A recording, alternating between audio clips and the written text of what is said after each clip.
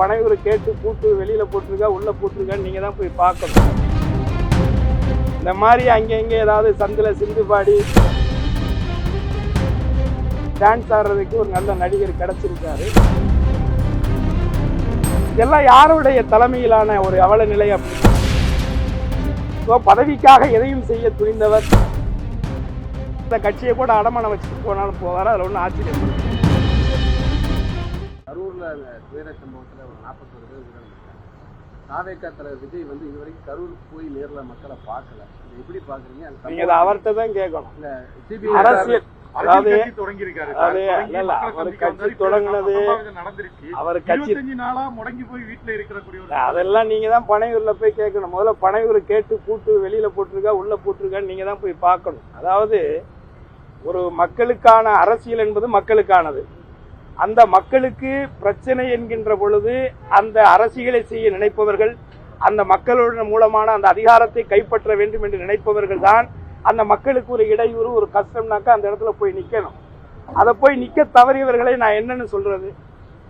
இது மக்கள் தான் தீர்மானிக்கணும். ஆனால் அந்த மக்களுக்கான பிரச்சனை என்கின்ற பொழுது அந்த நள்ளிரவே அந்த இடத்துக்கு போய் அந்த மக்களுக்கான அந்த தேவைகளை உங்களுக்கு நான் இருக்கிறேன், உங்களில் ஒருவனாக நான் இருக்கிறேன் என்று சொல்லக்கூடியவர் தான் ஒரு தலைவர், ஒரு தளபதி, எப்படி வேணாலும் சொல்லலாம். அந்த விதத்திலே அந்த ஒரு இக்கட்டான ஒரு சூழலில் மக்களுக்கு ஏற்பட்ட அந்த கொடுமையான ஒரு சம்பவத்திலே உடனடியாக களத்திலே இறங்கி பணியாற்றியவர் மாண்புமிகு தமிழக முதல்வர் என்பதை யாரும் ஒருவரும் மறுக்க முடியாது.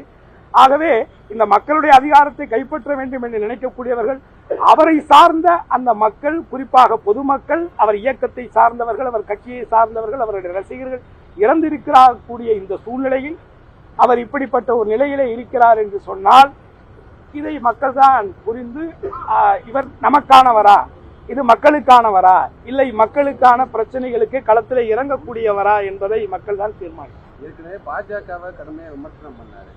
சிபிஐ விசாரணையை கூட விமர்சனம் பண்ணியிருக்காரு. அவங்களே சிபிஐ விசாரணை கேட்டிருக்காங்க. நீதிமன்றம் சிபிஐ விசாரணை உத்தரவிட்டிருக்கு. இதுல பாஜகவோட பின்புலம் ஏதாவது இருக்குன்னு நினைக்கிறீங்க? எல்லாருக்கும் தெரிஞ்சதானங்க. இது என்ன புதுசா என்ன கேள்வி? பிஜேபிங்கிறது நேரடியாகவே என்னைக்குமே எதுலையுமே வரமாட்டான்.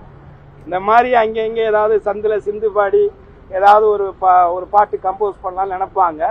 அதை வரை கம்போஸ் பண்ற பாட்டுக்கு டான்ஸ் ஆடுறதுக்கு ஒரு நல்ல நடிகர் கிடைச்சிருக்காரு. Almost song தயாராகணும். இன்னும் பார்க்கல, நான் பார்க்கணும்.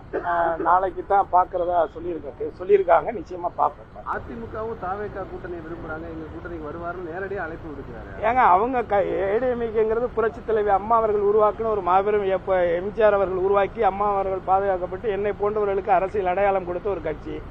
ஆனால் இன்னைக்கு அவங்க நடத்துகிற கூட்டத்தில் அவங்க ஏடிஎம்கே கொடியை பிடிக்காம இன்னொருத்தவங்க கொடியை பிடிச்சி இவங்க ஆளுங்களே பிடிச்சிட்டு ஆட்டிக்கிட்டு இருக்கிற ஒரு அவல நிலையை நம்ம பார்க்குறோம். இதெல்லாம் யாருடைய தலைமையிலான ஒரு அவல நிலை அப்படின்னா எடப்பாடியினுடைய அவல நிலை தான். ஸோ பதவிக்காக எதையும் செய்ய துணிந்தவர் எடப்பாடி என்பது இதன் மூலமாகவும் நிரூபணமாகிறது.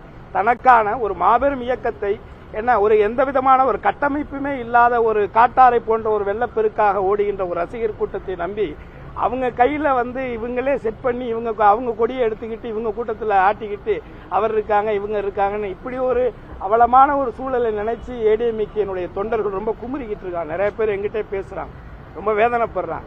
ஆனா இதுக்கெல்லாம் முதல் காரணம் எடப்பாடி தான். அவருடைய சுயநலத்திற்காக அந்த கட்சியை கூட அடமானம் வச்சுட்டு போனாலும் போவார். அதில் ஒன்றும் ஆச்சரியப்படுது. நீங்க போட்டியிட விருப்பத்தை முதலமைச்சர்கிட்ட தெரிவிச்சிருங்க அந்த ஒரு இடத்தை.